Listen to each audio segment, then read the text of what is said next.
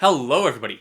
So, I don't know if you saw, but earlier this week there was an amazing speech by Mamdani AOC Bernie Sanders, who gave this speech at the NYC mayoral election rally. If you haven't seen it, go see it. It is amazing. But this really got me thinking that we are seeing a rise in these new types of politicians who are classified as very progressive. And as somebody who studied history, my mind immediately shifts to the Gilded Age and the progressive era, and how these eras are very similar to ours, and how social inequality gave rise to these progressive types of politicians. So, to guide us this week, I want to start with an overarching question. Why are we seeing new progressive politicians? And I'm going to have small questions to guide us furthermore. What is the Gilded Age? How are we in a new Gilded Age? How did the Gilded Age give rise to the progressive era? How are we seeing similarities between the progressive era in our times? And to kind of set the mood, I want to start with a quote, because we like to start with quotes in our videos. So the quote of the video is this: "A great democracy has got to be progressive, or it will soon cease to be great or a democracy." And the person who said this is none other than the colossal badass who is in the photo behind me, Theodore Roosevelt. He was a badass, and I think that we all need to agree on this, because he's actually one of my favorite US presidents. And it should be noted that today, on October 27th, as I'm filming this video, it is actually his birthday. So happy birthday, good old TR! And that's kind of why I love him, because although he was not only a trust buster, an anti-monopoly enthusiast, and an anti-isolationist and feminist activist, he was also the founder of America's first progressive party, that was otherwise known as the Bull Moose Party. And that's really why I love Theodore Roosevelt, because on one hand you have a hunter who climbed the Matterhorn on his honeymoon, a president who went down a deadly jungle expedition in the Amazon, and a cowboy who would go hunt boat robbers, all the while polishing off reading War and Peace. And at the same time, we have a gentleman and a scholar who would advocate for women's rights, who would bust big corporations, and who advocated that women should be able to keep their maiden names in marriage and have equal pay as men and be able to vote. What an icon. So we are seeing a rise of progressive politicians that is heavily mimicking the progressive era. Such politicians nowadays are people such as Saikat Chakrabarti, who is running against Nancy Pelosi, Mamdani, who is running against Cuomo, and many, many others, such as Kat Abu-Ghazaleh, AOC, and much, much more. But to define the progressive era, I want to quote the U.S. Department of State Archives, which is this: "The progressive movement was a turn-of-the-century political movement interested in furthering social and political reform, curbing political corruption caused by political machines, and limiting the political influence of large corporations." So the progressive era is marked by politicians who wanted to lessen social inequality through positive reform. But next, let's focus on what is the Gilded Age. So, the Gilded Age was a period in American history that occurred right after the American Reconstruction, so post-Civil War. So you have Civil War, 1861 to 1865, the Reconstruction, 1865 to around 1877, and then the Gilded Age, which slightly overlaps with the Reconstruction, which is 1870s to 1910s, and some historians would even go further as to saying it ends in 1914 with the arrival of World War I. And then you have the Progressive Era, which is the 1890s through to the 1920s. So the Gilded Age was not called gilded because it was golden, but actually quite the opposite, because rather opulence of wealth gilded the rotten foundations of society beneath. So it was kind of just gold plastered on this rotting social platforms and policies that were not helping society. And it was kind of just like, we're going to push all the issues of society under the rug and make everything golden and beautiful, while we kind of not really address the issues in the room. And this term was coined by Mark Twain. Maybe he had a little sneak peek at Trump's ballroom at the White House. I don't know. But the Gilded Age was, according to Britannica, an era that was known for the great burst of industrial activity and corporate growth. And it was presided over a collection of colorful and energetic entrepreneurs who became known as, alternatively, the captains of the industry and robber barons. And they grew rich through basically monopolies involving steel, petroleum, and transportation. And you might have heard of these robber barons or otherwise known as titans of the industry. So we have the Rockefellers, we have J.P. Morgan, we have the Vanderbilts, we have the Carnegies. So we have these very colorful, very famous entrepreneurs. And many historians have actually argued that our times are heavily mimicking and paralleling the Gilded Age. And instead of these titans of industries and robber barons in the oil and transportation, we are seeing alternatively CEOs within the tech industry. And historians such as Henry Giroux, who's been heavily saying that we are in a new Gilded Age, has said this: Trump's affirmation of an updated version of the Gilded Age and his attempts to accelerate America's slide into authoritarianism is an assault on reason, compassion, morality, and human dignity. So, with that being said, the Gilded Age was one of the periods of America where it was characterized by the most widespread corruption and social inequality. So after the Civil War, the Republicans were kind of known as the party promoting abolition and starting to promote civil rights. And they were the victorious party. Yet, with the rise of political machines such as Tammany Hall, which was the headquarters of the Democratic political machine, which was heavily corrupted. Basically, corruption was everywhere, and many Republicans were forced to rethink their approach to their corporate counterparts and big corporations. And they were forced to rethink their entire approach. So, historian L.L. Gold has to say this. And I'm quoting him. Basically, until Roosevelt's second term, Republicans told each other that, unlike the Democrats, theirs was the party of action and change, the party that does things instead of one that opposes them.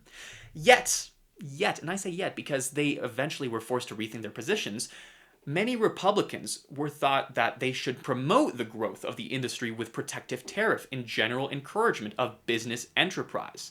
This attitude represented more of a commitment to corporate wealth. So, many historians would say that the corruption was actually on both sides of the political aisle, and so was supporting big corporations.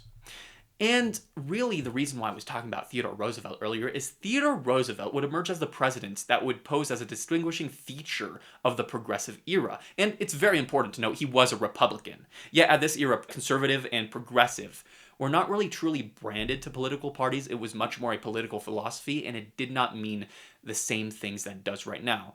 So, basically, Theodore Roosevelt was kind of this strange mix because he was heavily criticized by his Republican counterparts within the party as well. They kind of saw him as an outsider, a cowboy, if you will.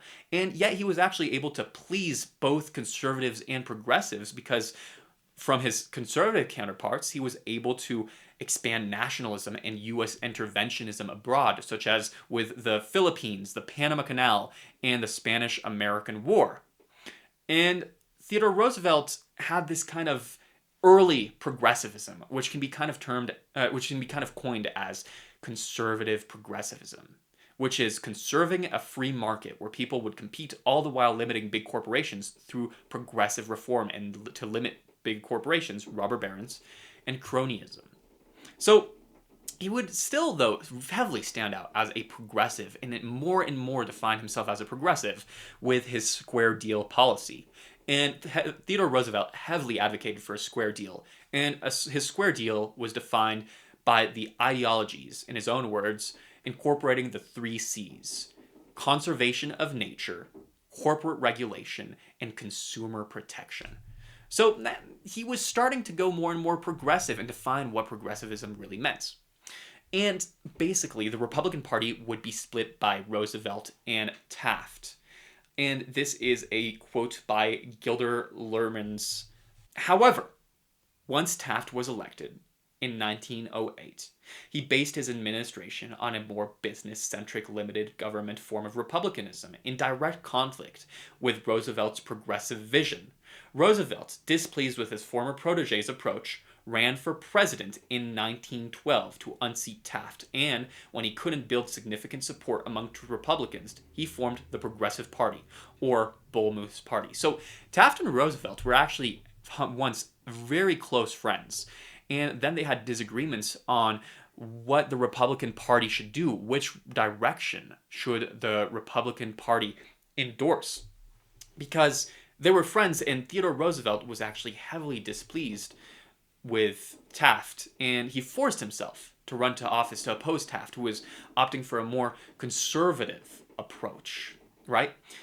And they then became political rivals. So basically, Taft, we can still call him by technicality a progressive era politician because he did have some progressive policies, but he opted for a more conservative approach, which was kind of define and lead the way for this Republican schism during the Gilded Age. And this would really, the Gilded Age would be marked by candidates who would either endorse corporate behavior or denounce corporate behavior, right? And our modern age really proves to be a strong mimic of the Gilded Age. Economists such as Thomas Piketty in his book Capital in the 21st Century has proven in trends that our wealth inequality has been heavily mimicking those of the Gilded Age. And I would go as far as to say this. Our current Democratic Party is behaving like the Republican Party of the Gilded Age. We are seeing a fatigued old guard conservative Democrats who have become corporate in nature. And we're having a schism with these new progressive politicians who are leading the Democratic Party through new progressive approaches. And they are not afraid to opt for third parties. And instead of a Roosevelt and Taft schism, we are seeing schisms such as Mamdani going against the old guard, such as Cuomo and not being endorsed by Schumer. So to sum this up, we are seeing a rise of progressive politicians. And why? Because the Gilded Age was marked by corruption and social inequality, such as in our time period. We can say that we have a lot of corruption and social inequality. And whenever we have social inequality and corruption, generally, as a countermeasure, we see the rise of progressive candidates. And basically, people are fed up with these old guard conservative Democrats who only support their wallets, just as Andrew Cuomo. We really need fresh blood in this race. And if you're watching this, we need you to support these progressive candidates. And what really, I think, makes these candidates so different is they're not afraid to not only criticize the other party, but they're also not afraid to criticize their own party. And I think that that's why we should support them, because they're not afraid to hold their own party and to a specific standard. So if you're watching this video, to sum this up, read up on the candidates running for city council in your area. Read up on the representatives. Read up on the assembly member candidates, the mayors and candidates who are running for office in your area, in your state, and in the US, because they need support. And there is a new wave of politicians that are coming. And they are as strong as a bull moose, and we need to support them. And likewise, if you're watching this, please support my channel. All of this information, most of it comes from peer-reviewed sources and academic journals, and I do my research. On this channel, we do have academic integrity. And I would really appreciate if you could support me by just liking this video and following me on Instagram and TikTok as well. But more importantly, join the progressive movement. We need to hold our parties to our own standard, and we need to hold all parties to a standard. And we need to see more progressive era policies, less corporate behavior. And to finish this video, I want to finish with a quote that Theodore Roosevelt used to define the Progressive Party. And at some points, Theodore was asked, "How are you feeling, Teddy?" And he would always respond, "I feel as fit as a bull moose." And that was his strenuous, strong, progressive ideals coming into play. And in these dark times, we need to remain progressive and strong. And if people ask you, "How are you feeling in these dark times?" you just go ahead and tell them, "As fit as a bull moose." Anyways, thank you, and I appreciate you watching this video, and be sure to like and follow.